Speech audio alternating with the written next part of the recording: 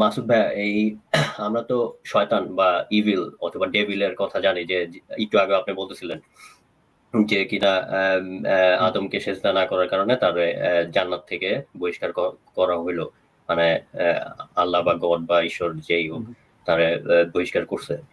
এখন শয়তান তো একটা ছিল, তো আমরা তো জানি যে শয়তানের অনেকই, এখন এরকমও শুনছি অনেকবার ছোটবেলায়, এবং বই ছুঁইতেও আছে যে শয়তানের আছে, সাঙ্গপাঙ্গ আছে, চেলা চামুন্ডা আছে, তারপরে শয়তান নাকি বংশ বিস্তার করে। এটা কি আসলে ইসলামিক রেফারেন্স থেকে অথবা বাইবেলের রেফারেন্স থেকে পাওয়া যায়, নাকি এটা বানানো? কারণ শয়তান তো একটাই ছিল। শয়তান যদি ধরি আদমের থেকে হাওয়াকে বানানো হয়েছে, বা ম্যানের মানে আদম তো ম্যান, মানে পুরুষের পাঁজর থেকে মহিলা বানানো হয়েছে, তাহলে শয়তানের স্ত্রীলিঙ্গ কোত্থেকে আসলো? শয়তান কিভাবে বংশ বিস্তার করে? হ্যাঁ, আপনি ভালো প্রশ্ন করেছেন। শয়তানের বংশ বিস্তারের পদ্ধতি সম্পর্কে কোরআনে কোনো আয়াত নেই, মানে কোরআনে এই বিষয়ে কিছু বলা নেই। কোরআনে শুধু সিঙ্গেল একটা ব্যক্তি সম্পর্কে বলা হচ্ছে, যার নাম হচ্ছে ইবলিস। ইবলিসকে বলা হচ্ছে সে ছিল শয়তান, এবং ইবলিসকে আল্লাহ লানত করেছেন, লানত করে পৃথিবীতে পাঠিয়েছেন। হাদিসে কিছু বর্ণনা আছে ইবলিসের বংশ বিস্তার সম্পর্কে, যদিও সেই হাদিসগুলো সবই হচ্ছে দুর্বল মানের হাদিস। শয়তানের বংশ বিস্তার সম্পর্কে তো কিছু হাদিস আছে, কোরআনে নেই। সেটা বলা হয়েছে ইবলিস, মানে একটা খুবই দুর্বল মানের হাদিসে আছে ইবলিসের দুই উরুর মধ্যে একটা হচ্ছে পুরুষাঙ্গ, একটা হচ্ছে নারীর অঙ্গ আছে, সেটা ঘষাঘষি করলে সেখান থেকে বাচ্চা পয়দা হয়। এটা হয় দুর্বল অথবা জাল হাদিস টাইপের কিছু। কিন্তু এমনিতে কিছু হাদিসের মানে আসলে শয়তানের বংশ বিস্তার সম্পর্কে সত্যি কথা ইসলাম থেকে খুব বেশি কিছু বলার সুযোগ নেই। তাহলে যে মুমিনরা যে বলে এই যে শয়তানকে রোজার মাসে, আমি কিছু পোস্টও দেখলাম যে রোজার মাসে শয়তান আটকে রাখলে কিভাবে এত শয়তানি করে, তাহলে মানুষ কিভাবে এত খারাপ কাজ করে, তাহলে তারা বলতেছে যে কিছু কিছু শয়তান আছে তাদেরকে আল্লাহ আটকে রাখে না। তো আমি বুঝলাম না যে মানে তাহলে এটা কিভাবে বলে তারা? না, এটা মুমিনরা ভুল বলে। কারণ কি, যে হাদিসের মধ্যে আছে শয়তানকে আটকে রাখা, সেখানে বলা হচ্ছে ওয়াসুলসিলাতিশ শায়াতিন, শয়তানের বহুবচন, শয়তানদেরকে আটকে রাখা হয়। তো শয়তানদেরকে যখন আটকে রাখা হয়, যখন এই ধরনের শব্দ ইউজ করা হয়, তার মানে সকল শয়তানকে আটকে রাখা হয়, একটা শয়তানও বাদ থাকে না। যখন মানে সব বহুবচনের শব্দ ব্যবহার করা হয়েছে, যারা আরবি ভাষা জানে তারা বুঝবে, সকল শয়তানের কথাই বোঝানো হয়েছে, আপনার কিছু শয়তানের কথা বলা হয়নি। না না না, সেটা তো বুঝতে পারছি, কিন্তু মানে ওই যে আপনি যেটা ওরা তো গোজামিল দেবে সম্রাট ভাই, এখন ওদের লুঙ্গি বাজিতে হবে না, এটা তো যে কোনো শিশুর কাছে প্রশ্নটা ঠিক। সত্যি তো, শয়তান যদি আল্লাহ আটকায় রাখে তাহলে এই কাজ করে কে? তাহলে তো শয়তান আটকায় না, আটকায় যে নাই এইটা বের করার জন্য মিথ্যা হাদিস বানাইলেও। দেখেন একটা সহজ কথা বলে সম্রাট ভাই, আপনি বুঝবেন। এই মোহাম্মদের জীবনে যদি কোনো ভালো কাজ থাকতো তাহলে কি বুড়ির কাটার গল্প বানাইতে হইতো বলেন তো? না, তাহলে শয়তান আটকায় নাই, এইটা তো এখন বানাইতে হয় তাদের, কি করবে? না ধরেন আমি যদি কাউকে বলি যে শয়তান তো একটা, আমি যদি যুক্তি দেই যে শয়তান তাহলে কিভাবে এতগুলি হইলো, তো তখন তো মানুষ বলবে যে শয়তান এই করছে। তো আমি তো রেফারেন্স তো দিতে পারতাছি না যে শয়তানের নামে যে বংশ বিস্তার হইতেছে, এটা তো কোরআনেও নাই আর হাদিসে ওইভাবে নাই, তো আমি তো রেফারেন্সটা দিতে পারতাছি না। সো আমি তো তখন তো যুক্তি তো মানে তর্ক করতে পারবো না তাদের সাথে। চালাইয়া দেন, রেফারেন্স দিয়ে দেবেন একটা, যে এটা আছে, আপনি জানেন না, ভালো করে ইসলাম পড়েন। আপনি কি জাকির নায়কের চেয়ে বেশি ইসলাম জানেন নাকি? আপনি আপনার বেশি জাকির নায়ককে যাই জিজ্ঞেস করেন। আর ওই মাসুদ ভাই একটু আগে বললেন না যে লেসবিয়ানের কথা বলে নাই মোহাম্মদ, আর আসাদ ভাই বলতেছিল যে লেসবিয়ানের কথা শুনলে তো মোহাম্মদ আগেই নাকচ করে। কিন্তু আমার তো মনে হয় লেসবিয়ানের কথা শুনলে ও আরো খুশি হতো, কইতো যে আরো লয় লয় লয় আমার কাছে, কারণ ও তো নারী খুব পছন্দ করতো, তো একসাথে 3-4 না না, লেসবিয়ান হলে তো তারে পাতা দেবে না, ওইটা হলো তো, এটা তো বাইসেক্সুয়াল লাগবে, বুঝছেন? তার সে চিন্তা করবে কি রে, লেসবিয়ান হলে তো মোহাম্মদের লেসবিয়ানের আইডিয়া মোহাম্মদ থাকতো, তাহলে তো মোহাম্মদের বইরা মোহাম্মদ ভয় পেত যে আমার বউগুলাই কি লেসবিয়ান হয়ে যায় কিনা, কারণ মোহাম্মদ তো তাদের চাহিদা পূরণ করতে পারতো না বুড়ো বয়সে। মাসুদ ভাই আরো চোখের মেইন সমস্যাটা আইডেন্টিফাই করেন নাই বউদের মধ্যে। সে তো ধরেন এই যে পুরুষদের, তার সাহাবীদের কাছ থেকে তার বউদের বস্তাবন্দি করছে না, এখন তার এক বউর কাছ থেকে আরেক বউর আরেক পর্দা, তাহলে এত শিকল দিতে হইতো, শুধু হিজাবে না, শিকল, মানে এক বউজন আরেক বউর কাছে যাইতে না পারে। মানে এটা যদি কনসেপ্টটা বুঝতো লেসবিয়ান কি জিনিস, সে ঘরের মধ্যে বাইন্ধে রাখতো। তো ভালোই হয়েছে, জানতো না। ঠিক আছে, এখন মোহাম্মদের বইয়েরা আসলে লেসবিয়ান কেউ ছিল কিনা তাও তো আমরা জানি না। হ্যাঁ, জানি না আর কি, হয়তো মোহাম্মদও জানতো না, হয়তো মোহাম্মদের দুই বউ পরস্পর, দেখা যায় মোহাম্মদের হয়তো মানে 10 সেকেন্ডে উইকেট পতন হয়, এখন হয়তো বউরা অতৃপ্ত, 2 বউ মিলে গলায় চল আমরা গোপনে গোপনে না কইরা মাসুদ ফেলাই। ভাই এখন একটা বিষয় তো মাসুদ আছে, ভাই, এটা মাসুদ দীর্ঘায়িত ভাই। হয়ে যাবে, কিন্তু কিন্তু আয়েশার তো একটা ঘটনা আছে। আয়েশা তার মোহাম্মদের এক সাহাবীর সাথে হারিয়ে গেছিল পরকিয়া, তারপরে সেই মোহাম্মদ সেই আয়েশার সাথে 40 দিন কথা বললো না, রাগ অভিমান, তুমি কি করছো জানেমান, তারপরে আল্লাহ কোনো কিছু পাঠায় না, কোনো সিগন্যাল নাই, নেটওয়ার্ক পায় না, এই ঘটনা তো আছে মানে। আচ্ছা মাসুদ ভাই, আমি এটা নিয়ে রিসার্চ করি নাই, গুগলে করতে হবে আসলে। আরব দেশে, আরব অঞ্চলে কি ওই সময় কি, এখনকার কথা জানি না, ওই সময় কি কলা অথবা বেগুন অথবা কি বলে চিচিঙ্গা এই টাইপের কোনো ফল টল পাওয়া যেত? শশা ছিল, ওই টাইপের কিছু একটা ছিল, ওই যে রাহুল এসে বললো না যে শশা খেজুর। আমরা একটু যদি শালীনতা রেখে আর কি, যদি আপনার সম্রাট ভাই আপনি যদি ডাবল মিনিং কিছু না বলে থাকেন আর কি, তাহলে মাসুদ ভাই ওইরকম কোনো শাকসবজি ছিল? বেগুন ছিল না, বেগুনের কথা হাদিস কোরআনে কোথাও পাওয়া যায় না। আর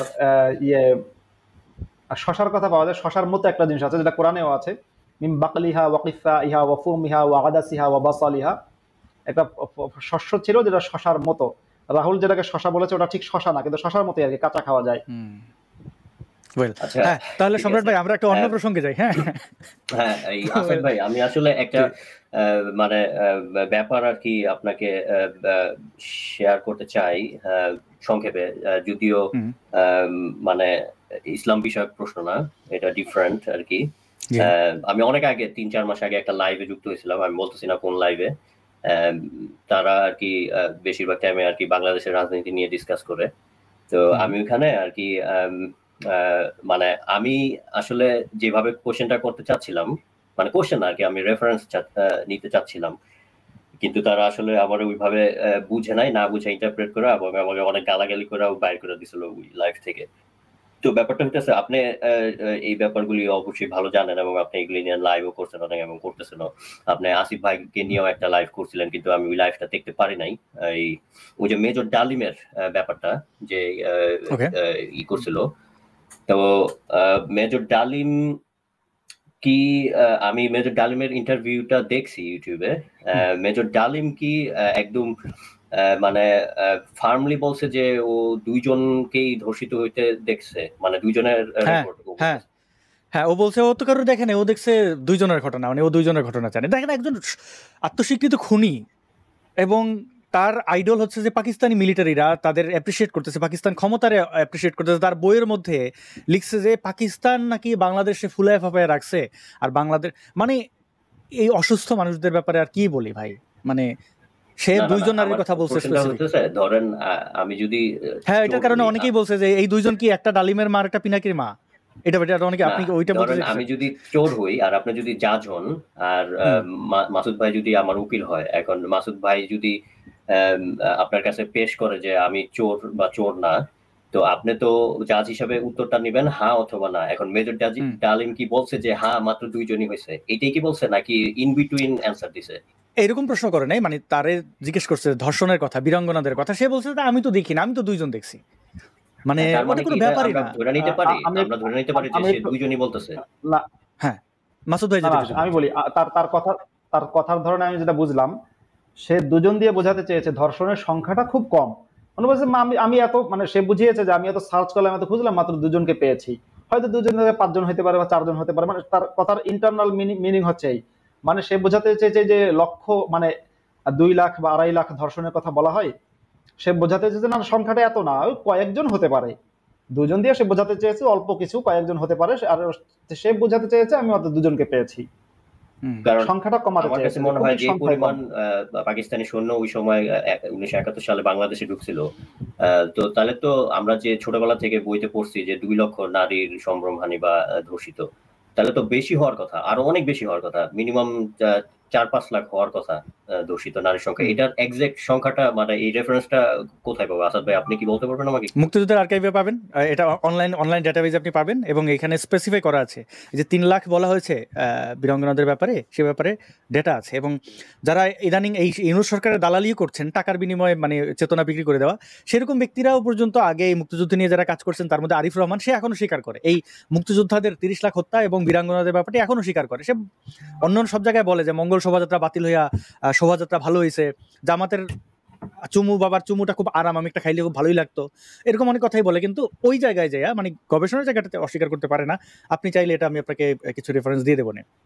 আপনি কি আমার সাথে ফেসবুকে কানেক্ট আছেন সম্রাট ভাই? না ভাই, আপনার তো আমি আসলে আপনার আসল আর ধর্ষণের বিষয়ে সম্রাট ভাই, আচ্ছা, আমার আসল প্রোফাইল, আমার দুইটা ফেসবুকে পেজ আছে, দুইটাই ভেরিফাইড, ফেসবুক কর্তৃপক্ষ থেকে করা আর কি, মানে আমি টাকা পয়সা দিয়ে সাবস্ক্রিপশন নেই নাই। আমার একটা প্রোফাইল ওইটাও ভেরিফাই করে দিছে, ওইটা তো দেখবেন টিক মারা আছে, ওইটাও ইয়া ছাড়া আপনি দেখলেই বুঝে যাবেন যে ওটা আমার। বাই দ্য ওয়ে, আপনার ইনস্টাগ্রাম আছে নাকি? কারণ পাবলিক বেশি ফেসবুক ইউজ করে। ইনস্টাগ্রাম আছে, হ্যাঁ ওই একই নামে, ইনস্টাগ্রাম ভেরিফাইড না, তবে ইনস্টাগ্রাম আছে, আপনি আমার ইনস্টাগ্রামে কানেক্ট করতে পারেন, যেটা আমি খুব কম। স্ন্যাপচ্যাট নাই, স্ন্যাপচ্যাট টিকটক নাই, কোনোদিন খুলিও নাই। না, আমার টিকটক নাই, বাট আমার আবার ইও আছে। আপনি ইনস্টাগ্রামে আমাকে পেয়ে যাবেন, একটাই প্রোফাইল। লিংকডইন আছে নাকি? লিংকডইন আছে? লিংকডইন ছিল, এটা মোমেন্টটা ডিলিট করে ফেলছে, পরে আমি লিংকডইন খুলি নাই, কারণ আমি প্রফেশনাল, এটা আমি ওখানে পাবলিক করতে চাই না, কারণ এটা সিকিউরিটি থ্রেট আছে, বুঝছেন। আচ্ছা, তাহলে ফেসবুকে আপনাকে কি নাম, ইনস্টাগ্রামে কি নামে পাবো? একই নাম, আসাদ নূর। আচ্ছা দাঁড়ান, আমি আপনাকে এখনই দেখাই আমার মোবাইল থেকে। আপনি আমার এই যে লাইভের মধ্যে আপনি এটা ডেসক্রিপশনে বা আমার অন্য যে কোনো ইউটিউব ভিডিওর ওইখানে দেওয়া আছে কোনটা টুইটার লিংক, কোনটা ইনস্টাগ্রাম, আপনি ইনস্টাগ্রামে কানেক্ট হয়ে যান, আপনার সাথে কথা হবে না। তাহলে আপনার কাছে বিদায় জানাই ভাই। দেখতেছেন? হ্যাঁ, এটা হ্যাঁ, ইয়েস। ওকে, ঠিক আছে, আমি আপনাকে এখানে মেসেজ করব না।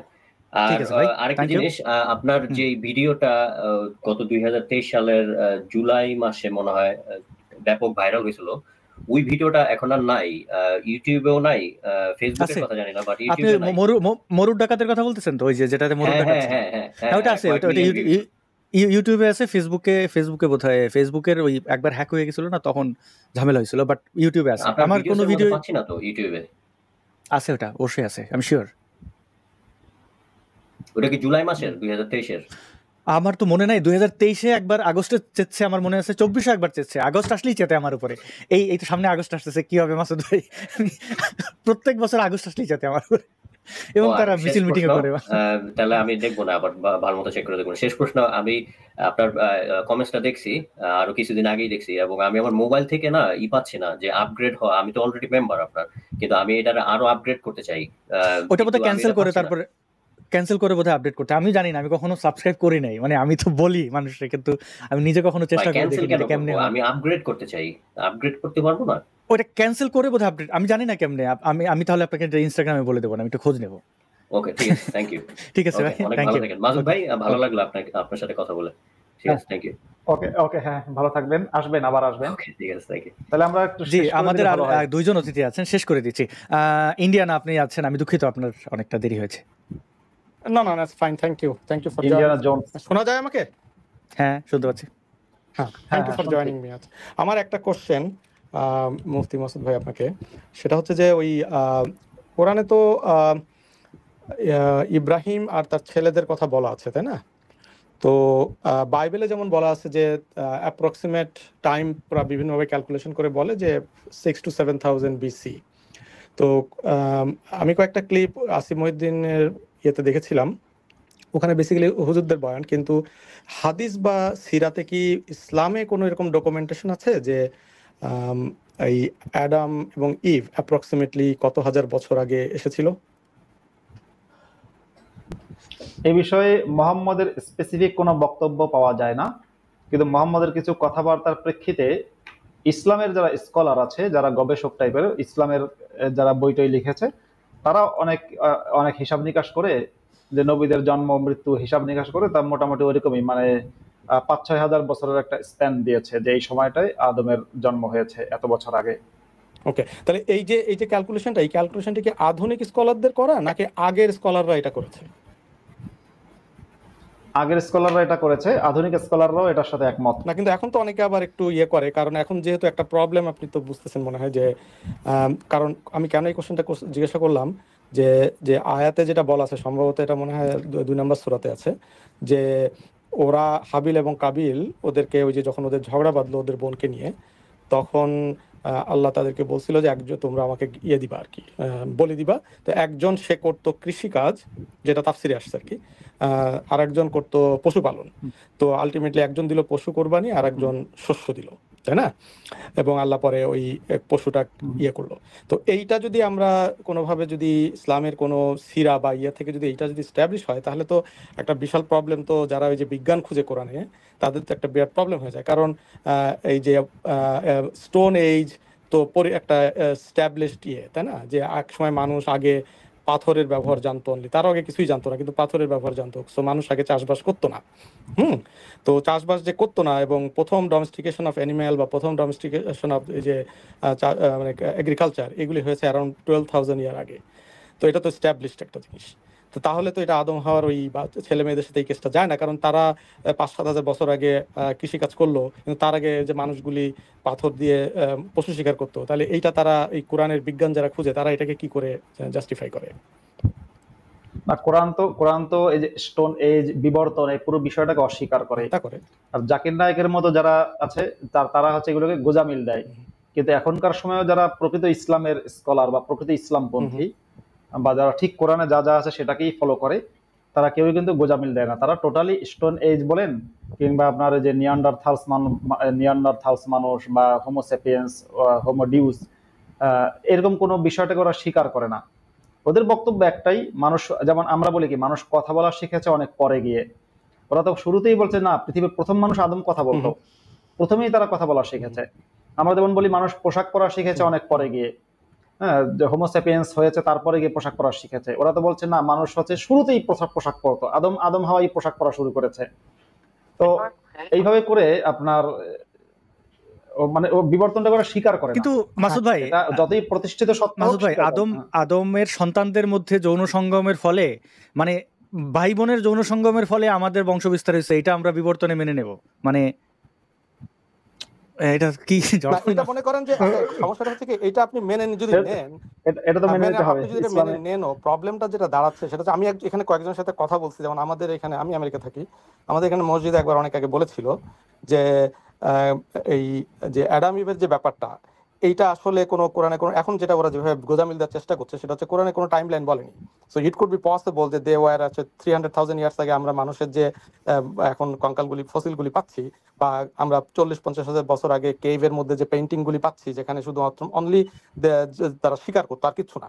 তো তারা বলে এটা তারও আগে। কিন্তু প্রবলেমটা হয়ে যাচ্ছে ওই যে কোরআনের যে আয়াতটার মধ্যে বলা আছে যে একজন পশুপালন করতো আর একজন মানে ইয়ে করতো, এটা আয়াতে বলা নাই, কিন্তু তাফসিরে বলা আছে যে একজন পশুপালন করতো আর একজন চাষবাস করতো।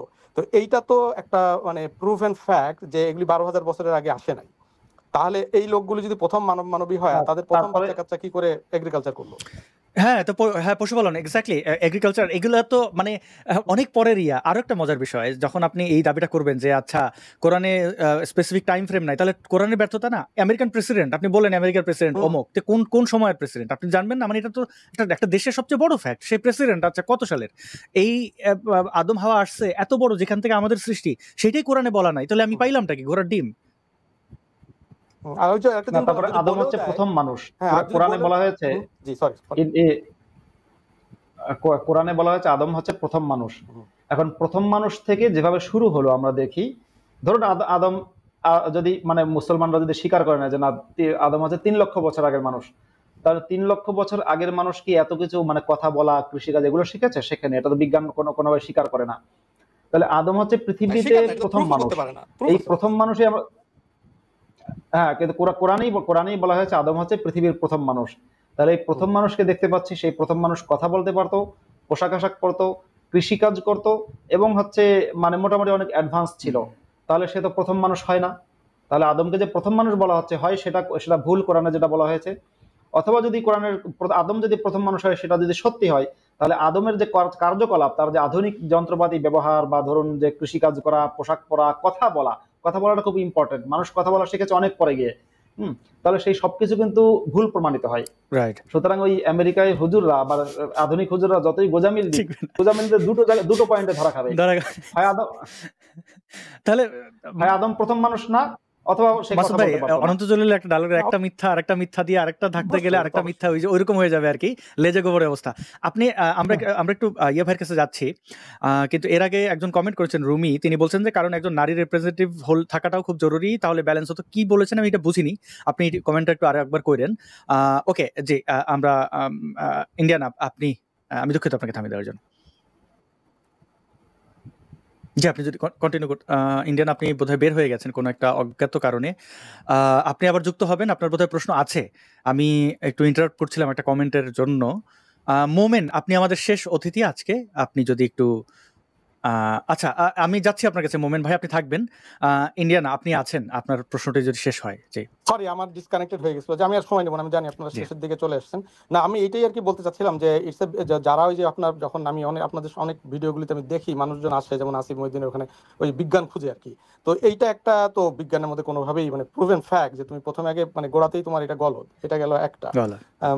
আর আরেকটা জিনিস দেখলাম আমি, যে এটা আমি জানি না আপনারা জানেন কিনা, আমি হঠাৎ করে দেখলাম আমার ওই ফিডের মধ্যে এসেছে দেয়ার যে একটা কার কার কার মধ্যে যেন একটা বিতর্ক হচ্ছে যে ইসলামে দাস প্রথা কি মানবিক না অমানবিক, এরকম একটা নাকি ডিবেট হবে বিটুইন এথিস্ট অ্যান্ড বাংলাদেশি একজন কারোর সাথে। I don't know if you guys know it. তো আমি ওইটা দেখছিলাম, চিন্তা করছিলাম যে এই ধরনের বিতর্কে যাওয়ার আগে প্রথম কোশ্চেনটাই যে মানে হেডিংটা ছিল যে দাস প্রথা কি মানবিক, ইসলামে মানবিক না অমানবিক। তো আমার কথা হচ্ছে দাস প্রথা ব্যাপারটাই তো অমানবিক, তাহলে এখানে এই ধরনের বিতর্ক তো অবান্তর, তাই না? মানে আপনার দাস প্রথার আবার সাম মানবিক অসাময়িক, পুরো ব্যাপারটাই অমানবিক, তাহলে এখানে বিতর্ক করার তো কিছু নাই। হ্যাঁ, আমি জানি না এটার কারা আয়োজক, কিভাবে আয়োজন করেছেন, আমি সত্যি এই ব্যাপারে কিছুই জানি না। আমি দুঃখিত, এটা আমি জেনে আপনাকে জানাতে হবে। আর অনেক ধন্যবাদ আপনাকে। আর আমাদের ওই যে কমেন্টার ব্যাপারে আমি এখনো কোনো কমেন্টই দেখতে পাচ্ছি না, এটা টেকনিক্যাল প্রবলেম। তো বোধহয় উনি নারী রিপ্রেজেন্টেটিভ আমাদের মধ্যে থাকবে কিনা, অনেক কিছুই আসছে। একটু বলছিলাম যে আপনারা 20-25টা দিন একটু অপেক্ষা করেন, মানে এই ব্যাটল যে কোথায় যাবে। এবং বললাম না যে এরা এই ইসলাম প্রচারকটা পাগল হয়ে যাবে, হাত পা ধরে ক্ষমা চাবে যে ভাই লুঙ্গিটা কোনো রকম বাঁচাও। আপনারা দেখে নিন এই কথা কাজে মিল থাকে কিনা। মোমেন, আপনি আমাদের শেষ অতিথি, আপনার যদি মতামত রাখতেন। জি, আমাকে শোনা যাচ্ছে? জি, শুনতে পাচ্ছি পরিষ্কার। ধন্যবাদ আমাকে অ্যাড করার জন্য। আমার কোশ্চেনটা মাসুদ ভাইয়ের কাছে। আমরা তো এখন খিলাফতের দিকে আগে যাচ্ছি, তো খিলাফত গঠিত হওয়ার কোনো শর্ত অথবা কারণ, মানে কোনো স্ট্রাকচার আছে কিনা ইসলাম অনুযায়ী? সেক্ষেত্রে দেখা যাবে যে সম্ভবত আমি আসিফ মহিউদ্দিন ভাইয়ের সংশয়.com থেকে দেখছিলাম যে সেখানে আপনার খিলাফত করতে গেলে কুরাইশ বংশের লোক, মানে কুরাইশের রক্ত থাকতে হয়, ইভেন সম্ভবত মক্কা এবং মদিনা থাকতে হয় খিলাফতের অধীনে। তো সেক্ষেত্রে বাংলাদেশে কি ইসলামী অনুযায়ী কি আপনার খিলাফতটা কি কায়েম করা যায় কিনা? মাসুদ ভাই যদি ইসলামের আলোকে উত্তরটা দিতেন। মাসুদ ভাই, ধন্যবাদ। হ্যাঁ, একটা আল আইম্মাতু মিন কুরাইশিন এরকম একটা হাদিস আছে যে ইমাম হতে হবে। ইমাম মানে আছে শাসক, এখানে ইমাম বলতে শাসক বুঝিয়েছে। মুসলমানদের শাসক হতে হবে কুরাইশদের মধ্য হতে। এটা আল বিদায়া ওয়ান নিহায়ার মধ্যে আছে, এই হাদিসটা আছে। এখন কুরাইশ তো শুধুমাত্র মক্কায় এবং মদিনায়, পরে কুরাইশ কিছু গেছে, এদের মধ্যেই ছিল। পরে সেই কুরাইশরা সারা বিশ্বে খুব একটা ছড়িয়ে পড়েছে, ব্যাপারটা সেরকম না, কিছু কিছু দেশে তারা যেতে পারে। আর খেলাফত তৈরি করার যে রূপরেখা, খেলাফত কিন্তু কোনো একটা নির্দিষ্ট দেশে কায়েম করা যায়, কিন্তু খেলাফত হচ্ছে একটা বৈশ্বিক ধারণা। আর মোহাম্মদ খেলাফত সম্পর্কে খুব স্পষ্ট কোনো ধারণা দিয়ে যায়নি। যেমন কোরআনের মধ্যে খেলাফত নিয়ে কোনো আয়াতই নেই, শুধু একটা জায়গায় মানুষকে বলা হচ্ছে আল্লাহর খলিফা, ওয়া ইয ক্বালা রাব্বুকা লিল মালাইকাতি ইন্নী জাইলুন ফিল আরদি খলিফা। যখন তোমার রব বা তোমার প্রভু ফেরেশতাদেরকে বলল যে আমি পৃথিবীতে আমার প্রতিনিধি তৈরি করতে চাই, তো ওই একটা আয়াতের মধ্যে আছে। আর কোন কোন আয়াতে মানে খলাফা ইয়াখলিফা এরকম আছে, মানে অর্থাৎ ফাখলাফা খেলাফত মানে হচ্ছে উত্তরাধিকারী বা প্রতিনিধি নিয়োগ করা, উত্তরাধিকারী নিয়োগ করা, উত্তরাধিকার হওয়া বা পরবর্তীতে আসা। যেমন কোরআনের মধ্যে আছে ফাখলাফা মিন বাদিহিম খলফুন আদাউস সালাত ওয়াত্তাবাউস শাহাওয়াত, যে তাদের পরবর্তীতে এমন এক জাতি আসলো, এমন এক দল আসলো যারা নামাজকে নষ্ট করেছে এবং শাহওয়াতের অনুসরণ করেছে, প্রবৃত্তির অনুসরণ করেছে। কিন্তু খেলাফতের কোনো রূপরেখা কোরআনের মধ্যে নেই।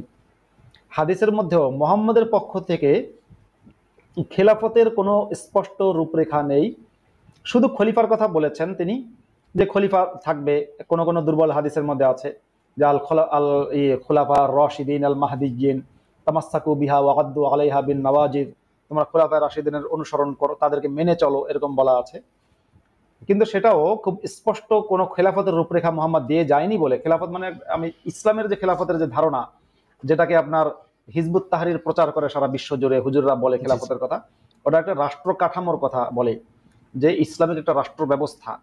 কিন্তু সেই রাষ্ট্র ব্যবস্থা হলে আপনি দেখবেন রাষ্ট্র ব্যবস্থার মধ্যে আপনার শাসক নির্বাচিত হওয়া, শাসকের মৃত্যু হলে কি হবে সেগুলো, শাসকের পতন কিভাবে হবে, বা শাসক ক্ষমতাচ্যুত কিভাবে হবে, বা শাসক ক্ষমতা কিভাবে ত্যাগ করবে, এই নিয়মগুলো থাকে এবং দেশের শাসন কাঠামোর কথা থাকে। যেহেতু মোহাম্মদ অসম্পূর্ণ করে রেখে গেছে, পুরো পরিপূর্ণ করেনি, যে কারণে কিভাবে শাসক নিয়োগ হবে সেইটা মোহাম্মদ বলে যায়নি। বলে না যাওয়ার কারণে মোহাম্মদের মৃত্যুর পরে শাসক আপনার কয়জন, মানে শাসক কি হবে সেইটা নিয়ে দ্বন্দ্বের কারণে মোহাম্মদের লাশ কিন্তু 3 দিন পচেছিল, মানে 3 দিন পড়েছিল এবং সেখান থেকে দুর্গন্ধ বেরোচ্ছিল। তারপরে আপনার হচ্ছে তারপরে মোহাম্মদের লাশ তড়িঘড়ি করে দাফন করা হলো এবং এই একটা দলের জানাজা মোহাম্মদের কপালে জোটেনি। এই জিনিসটা মুসলমানরাও জানে না। আজকের একটা মুসলমান যদি মারা যায়, তাকে যেরকম একজন ইমামের নেতৃত্বে অনেক মুসলমানরা একত্রিত হয়ে তার জানাজা পড়ে, এই সৌভাগ্যটা পর্যন্ত মুসলমানের হয়নি। মোহাম্মদের কোনো জানাজাই সেভাবে আপনার দলবদ্ধভাবে হয়নি। কিছু কিছু দুর্বল বর্ণনায় পাওয়া যায়, কিছু সাহাবী গিয়ে ব্যক্তিগতভাবে দাঁড়ায় দাঁড়ায় নামাজ পড়ছে, দোয়া করেছে, শেষ। কিন্তু আছে না যে দলবদ্ধ, যে আবু বকরের নেতৃত্বে প্রায় 1.25 লক্ষ মুসলমান ছিল তখন, 1.25 লক্ষ মুসলমান, আমি 1.25 লক্ষ বাদ দিলাম, 1 লাখ মুসলমান কিংবা 50,000 মুসলমান কিংবা 20,000 কিংবা 10,000 কিংবা 100 মুসলমান দাঁড়িয়ে নামাজ পড়েছে, এমনও কোনো বর্ণনা নেই। তো যে কারণে এরপরে আবু বকরের পরে খলিফা নিয়োগ হলো সম্পূর্ণ এককভাবে, আবু বকর একার সিদ্ধান্তে। ওমরকে আমি উইল করে গেলাম রাজতন্ত্রের মতো। ওমর আবার 6 জনের একটা পরিষদ তৈরি করলো। ওসমান আবার হলো ওমর আবার সেভাবে ওসমান তো খলিফা হলো। ওসমানের মৃত্যুর পরে হচ্ছে ওসমানের খুনিরা ধরে একজনকে বসিয়ে দিলে, তুমি হচ্ছে শাসক আলী। আলীর মৃত্যুর পরে মুয়াবিয়া জোর করে ক্ষমতা দখল করে নিল। তো ইসলামী খেলাফতের কোনো সুস্পষ্ট রূপরেখা নেই, আসলেই কোনো সুস্পষ্ট রূপরেখা ইসলামের খেলাফতে নেই। ওটাকে বলে একটা মিথ এবং একটা ধারণা, যেটা মোহাম্মদ সুস্পষ্ট করে বলে যায়নি। বলে না যখন ইসলামের আমরা যে 1400 বছরের শাসন ইতিহাস দেখি, যে সমস্ত দেশে ইসলামী আইন আছে সেখানেও কিন্তু কোনো মানে কেউ ইসলামকে ফলো করছে না। যেমন ধরুন সৌদি আরবে যে রাজতন্ত্র চলছে, সৌদি আরবে ইসলামী শাসন আছে, রাজতন্ত্র চলছে, এটা কিন্তু কোনোভাবে ইসলাম সমর্থিত না। আবার ইরানে যে গণতন্ত্র চলছে, যে ভোটের মাধ্যমে আপনার শাসক নিয়োগ হয়, এখন আছে এখন আছে মাসুদ পেজেশকিয়ান, তার আগে ছিল ইব্রাহিম রাইসি। আমি যখন ছোট ছিলাম তখন শুনতাম, খুব বিখ্যাত নাম ছিল রাফসানজানি, ইরানের প্রেসিডেন্ট ছিল। এই যে প্রেসিডেন্ট নিয়োগ হয় ভোটের মাধ্যমে, এটা কিন্তু ইসলাম স্বীকৃত না, ইসলাম সমর্থিত না, এই পদ্ধতিটাই ইসলাম সমর্থিত না। তার মানে এবং আপনারা ধরুন যে আবু বকর আল বাগদাদি যেভাবে নিজেকে খলিফা দাবি করে নিজেকে করেছিল, বাগদাদি অন্যান্য কাজকর্মসমূহ ইসলাম সমর্থিত ছিল, অর্থাৎ খুন করা, ধর্ষণ করা, লুটপাট করা, গণহত্যা করা, এগুলো সব মুহাম্মদেরই কাজ। কিন্তু সেখানেও ইসলামের পুরো কোনো রূপরেখাকে ফলো করার মতো ব্যাপার, মানে শাসক নিয়োগের পদ্ধতি ইসলাম সম্মত হওয়ার কোনো উপায় নেই, কারণ ইসলাম শাসক নিয়োগের কোনো পদ্ধতিই বলে যায়নি, মোহাম্মদ কোনো পদ্ধতিই বলে যায়নি। তাহলে শরিয়া আইন প্রয়োগ করার জন্য রাষ্ট্র দরকার। এখন রাষ্ট্র না খোলাফায়ে রাশিদিন, বাংলাদেশে তাহলে কোনটা গঠন হচ্ছে বুঝতে পারতেছি। এই বিষয়ে মোহাম্মদ বলে যায়নি। দেখুন, শরিয়া আইন প্রয়োগ করার জন্য কি রাষ্ট্র লাগবে, নাকি খোলাফায়ে রাশিদিন লাগবে, নাকি খিলাফত লাগবে, এই বিষয়ে মোহাম্মদ কিচ্ছু বলে যায়নি। আমি বললাম, মুসলমানরা পারলে আমাকে দেখাক। হ্যাঁ, মোহাম্মদ বলেছে তোমরা ইসলামকে চারিদিকে ছড়িয়ে দাও, যুদ্ধ করো, জিহাদ করো, ইসলাম তো কায়েম করো। কোরআন নামাজ কায়েম করার কথা আছে, ইসলাম প্রতিষ্ঠার কথা আছে, ইসলামী শাসন ব্যবস্থা প্রতিষ্ঠার কথা আছে, কিন্তু সেই ইসলামী শাসন ব্যবস্থা কি রাষ্ট্র কাঠামো তৈরি করে করবে, নাকি আপনার খেলাফত ব্যবস্থার মাধ্যমে করবে, সে বিষয়ে মোহাম্মদের খুবই স্পষ্ট কোনো দিক নির্দেশনা নেই। অস্পষ্ট কিছু ভাঙা বক্তব্য আছে। জি, থ্যাংক ইউ। আসলে অনেক ধন্যবাদ। অনেক ধন্যবাদ। শশা খেজুর দীর্ঘজীবী হোক এবং আপনারাও ভালো থাকেন। অনেক শুভেচ্ছা জানিয়ে আজকে শেষ করি। আমাদের আরেকজন অতিথি যদিও আছেন, মিসিরেল একটু হাই শুনতে চাই আপনার কাছ থেকে। মানে আমরা আজকে আর প্রশ্ন নিতে পারবো না, আপনি যেহেতু শেষ অতিথি, এই কারণে একটু যদি জি মিসিরেল আপনাকে শুনতে পাচ্ছি না। মিসির আলী, আমি দুঃখিত, আপনার মাইক্রোফোনে বোধহয় সমস্যা ছিল। আমরা মোমেন ভাইয়ের কাছ থেকে বিদায় নিলাম। আসাদ ভাই যে শশাটা দেখালেন, ওটা তো খুব সমান, খুবই সুন্দর একটা শশা, এবং মনে হচ্ছে ও শশাটা কোথাও ইউজ আমাদের হয়েছে। আমাদের এক কেউ mind বন্ধু করেন না। এই লাইভ চলাকালীন অবস্থায় যেহেতু ওই যে শশা খেজুর প্রসঙ্গ আসলো, তো তখন আমি যখন এটা বললাম উনি বোধহয় তাৎক্ষণিক এটা হ্যাঁ। বানিয়ে দিয়েছেন, আরেকটা বানিয়ে দিয়েছেন। আমি দেখি ওইটাও দেখানো যায় কিনা। উনি ফেসবুকে, আচ্ছা আমি তো ফেসবুক থেকে এখান থেকে ডাউনলোড করতে পারি, আমাকে পাঠাইছেন, তো দেখে ভাবলাম যে না, তাকে একটু প্রচার করে দেই। আর উম্মে মাবাদ নামের একজন আমাদের মাঝে যুক্ত হয়েছিলেন, কিন্তু তার সব তিনি আবার বের হয়ে গেছেন, কেন আমি জানি না। তিনি অনেকগুলো প্রশ্ন নিয়ে বলছিলেন যে প্রশ্ন করবেন, তো হ্যাঁ উনি যুক্ত হতেই পারেন। মিসির আলী, আপনি যদি একটু মাইক্রোফোনটা দেখেন, এর মধ্যে আমরা একটা ছবি দেখে শেষ করব। দর্শকরা তো বলছে না না লাইভ শেষ করা যাবে না, মানে পুরো আলটিমেটাম, কিন্তু কি আর করা, যেহেতু বিদায় তো নিতেই হবে। এবং আমরা আশা করি মাসুদ ভাই আপনার সাথে এই বিষয়ে কথা হয় না, কথা আমি বলবো যে আম, এই সপ্তাহের পরের সপ্তাহে, অর্থাৎ আমাদের 22তম পর্ব, এর পরের পর্বের মধ্যে, অর্থাৎ 14-15 দিন বা এর মধ্যে আমরা সেই সারপ্রাইজ একটা খুব বড় একটা প্রাপ্তি আমাদের হবে। তারপরে নারী প্রতিনিধিদের কথা অনেকেই বলছেন, সেটা আমার মনে হয় এটা পুরোটাই সারপ্রাইজ থাকুক, কোনো টাইম স্প্যান বলার দরকার নেই, বিকজ ইটস কি আর বলি, গাজাকে কেন্দ্র করে, ফিলিস্তিনকে কেন্দ্র করে এই যে লুটপাট, ভাঙচুর, বাটার, মানে জুতা চুরি থেকে শুরু করে আম চুরি শুরু হয়ে গেছে।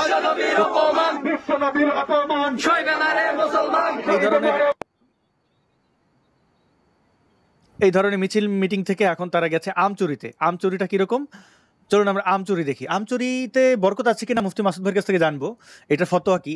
আমরা দেখতে পাচ্ছি ইসরায়েলকে সাহায্য করতে গিয়ে আমাদের ইসলামপন্থী ভাই বোনেরা রমনা পার্কে আম গাছে উঠে আম চুরি করছেন, এবং এই আম চুরির মাধ্যমে ইসরায়েলকে কঠিন সাহায্য করা হবে বলে তারা বিশ্বাস করেন। এটা হচ্ছে বাস্তবতা। বাংলাদেশে দেখতে পাচ্ছেন একজন কোরআনের পাখি, তিনি আম গাছের ডালে আম চুরি করছেন। এখন এইটার ফতোয়া আপনি কি বলবেন মাসুদ ভাই? যদি শুরুতে বলেন যে এই আম চুরির বৈধতা ইসলাম কিভাবে দিয়েছে, এটাও কি গনিমতের মালের আন্ডারে পড়বে? আর তিনি কি মানে এই আম চুরি করে কি প্রমাণ করলেন? ইসরায়েলের কত বড় ক্ষতি হয়ে যাবে এই আম চুরি করলে? হ্যাঁ, দেখুন, আমাদের বাংলাদেশের অনেক হুজুররাই, মানে হুজুররা, তৌহিদি জনতা, তারপরে যে বর্তমানে সমন্বয়ক নাকি যেন কতিপয় আবাল মার্কা পোলাবান আছে, এরা ভাব দেখাচ্ছে যে এক্ষুনি প্যালেস্টাইনে গিয়ে মুক্ত করে ফেলবে এবং ইসরায়েলে অনেক কিছু হয়ে যাবে। সমস্যা হচ্ছে, দেখেন সমস্যাটা আমরা দেখবো কোথায়। সমস্যাটা হচ্ছে প্যালেস্টাইনের গাজা শহরে, গাজা স্ট্রিপে প্রবলেমটা হচ্ছে। এবার সেইখানে আপনার ইসরায়েল সেখানে, মানে সেখানে জঙ্গি সংগঠন হামাস সন্ত্রাস শুরু করেছে, ইসরায়েলও পাল্টা আগ্রাসন চালাচ্ছে। হামাসেরটা জিহাদ, ইসরায়েলেরটা যদি বলেন সেটা হচ্ছে সামরিক অভিযান। সেটা হয়তো সামরিক অভিযান চালাতে গিয়ে তারা বাড়াবাড়ি করছে, কোথাও নিরীহ মানুষ অবশ্যই মারা যাচ্ছে, এটা অস্বীকার করার উপায় নেই।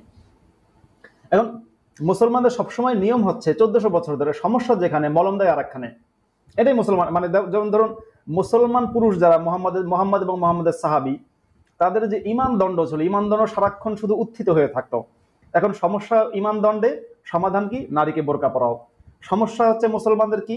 অন্যরা মূর্তি পূজা করে, তাদের অসুবিধা হয়, তাদের সমাধান কি? জিহাদ। সমস্যা প্যালেস্টাইনে, তোরা প্যালেস্টাইনে চলে যা। তসলিমা নাসরিন দিদি পোস্ট করেছিলেন খুব সুন্দর একটা, যে বলেছিলেন যে ওদের যদি প্যালেস্টাইনের প্রতি এত মায়া থাকে, গাজার প্রতি যদি এত দরদ থাকে, ওদেরকে পাঠিয়ে দেওয়া হোক, অন্তত বাংলাদেশটা রেহাই পাবে। আমিও তাই মনে করি। সমন্বয়ক যারা আছে, যারা মিছিল করছে, আবার আজহারি হুজুর যিনি রেবনের চশমা পরে মিছিল করছেন, আবার রেবনের সাথে পালিয়ে গেলেন। হ্যাঁ, রেবনের সাথে ইসরায়েলের কানেকশন আছে, সেরকম কথা শোনা যায়। তো আজহারি হুজুরকেও যদি পাঠানো হতো গাজায়, খুব ভালো হতো। আর এরা যে আমচুরি করছে, এটা আর কি বলবো, আসলে এদের ওই মানে সবাই যে মায়া কান্না, বাংলায় একটা কথা বলে না যে মায়া কান্না, আসলে দরদ নেই। আসলে দরদ থাকবে তোর, যে ভালোবাসা থাকে তুই প্যালেস্টাইনে চলে যা, গিয়ে জিহাদ কর, ইহুদি মারলেও সব আর মরলেও সব, দুটোকে সব তারা মনে করে। ইয়েস। আচ্ছা মাসুদ ভাই, তাহলে আমরা আরেকটু তাদের তেলেসমাতি দেখি। ভালোই তো লাগে আর কি, খারাপও লাগে তারা কিভাবে। আমরা এখানে দেখতে পাই আমচুরির ঘটনা, আমরা দেখতে পাবো আজহারি। আচ্ছা এই ভিডিওটা একটু পরে দেখছি। আজহারি সেখানে যখন দোয়া চলছিল, দোয়া চলা অবস্থায় পালিয়ে চলে গেছিল, কারণ আন্তর্জাতিক মিডিয়া নাকি তার সামনে চলে এসেছে, এবং তারা যেহেতু ভিসা ব্যান সহ অনেক কিছুতে ভয় পায়, সুতরাং ওইখানে ধর্ম ব্যবসা, মানে ধর্ম এবং জিরাফে দুটোতেই থাকবে। আমরা দেখতে পাচ্ছি শুধু আমচুরি না মাসুদ ভাই, গাড়ি ভাঙচুর হয়েছে। এটা হচ্ছে ইসরায়েলকে সাহায্য করার জন্য বাংলাদেশের মানুষের গাড়ি ভাঙচুর তারা করছে, আল্লাহর বান্দারা। অনেক জায়গায় পুড়িয়ে দিয়েছে মাসুদ ভাই, গার্মেন্ট ফ্যাক্টরিও পুড়িয়েছে শুনলাম। জি, এখানে বলা হচ্ছে যে নিজের দেশকে জাহান্নামে। আচ্ছা এটা ফিলিস্তিন, এটা জায়গাটা কোথায়? গাজীপুরে মার্চ ফর গাজার মিছিল শেষে হোটেলের, পোশাক কারখানা, ক্যাফে, রেস্টুরেন্ট, বাটা এক্সপ্রেস অ্যাপেক্সের শোরুমে, মিষ্টির দোকান সহ বিভিন্ন জায়গায় তারা আগুন ধরিয়েছে তৌহিদি জনতারা। মানে আমি মাসুদ ভাই মুসলমান হইলে আমি মনে হয় কচু গাছ খুঁজে গলায় ধরে দিতাম।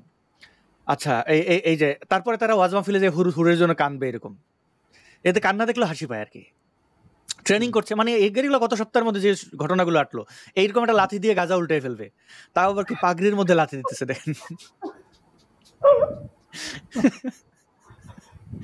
ফিলিস্তিন তোমাদের খবর আছে, সুন্দর হয়েছে শটটা। হ্যাঁ, আমি যেটা বলছিলাম না মাসুদ ভাই, দেখেন যেই মোনাজাত সবাই করছে, মোনাজাত রেখে এই ভাগ আব্দুল্লাহ আর আজহারি পালিয়ে যাচ্ছে, কারণ সামনে মিডিয়া চলে আসছে, তারা চেহারা দেখাবে না। আচ্ছা, এর কারণ কি? কেউ কেউ বলছে যে এই মোনাজাতের এই ছবি যদি থাকে তাহলে আমেরিকান ভিসা পাবে না আজহারি এবং হাসনাত আব্দুল্লাহ, সে ভিসা পাওয়ার কারণেই কি এরকম করেছে? হ্যাঁ, এটা আমার সন্দেহ, এটা অনেকে বলছেন। এখন আমরা তো জানি না তার মনের মধ্যে কি আছে। আমরা দেখলাম মার্চ ফর গাজা মিছিল থেকে ঢাকা বিশ্ববিদ্যালয়ের হিন্দু ছাত্রকে মারধরের অভিযোগ, একজন শিক্ষার্থী মারধরের শিকার হয়েছেন শুধুমাত্র হাতে। হিন্দুদের অনেকেরই লাল সুতো থাকে, এই লাল বিপ্লবীরা আবার এই হিন্দুদের হাতের লাল সুতো দেখেও তাদের মাথা খারাপ হয়ে যায়, তারা মারধর করেছে। এই হচ্ছে আমরা গত এক সপ্তাহে মোটামুটি দেখলাম। মুফতি আব্দুল্লাহ আল মাসুদ ভাই, আমরা অতিথিদের কাছে যাব, তার আগে আমি একটু জানতে চাই যে এই ফিলিস্তিন নিয়ে আপনি যদি একটু সংক্ষেপে বলেন, আমাদের ইসলামপন্থীরা যেভাবে হাউমাউ কাউ করছেন, এটা কি সমাধান? আসলে সমাধানটা কি? কোনো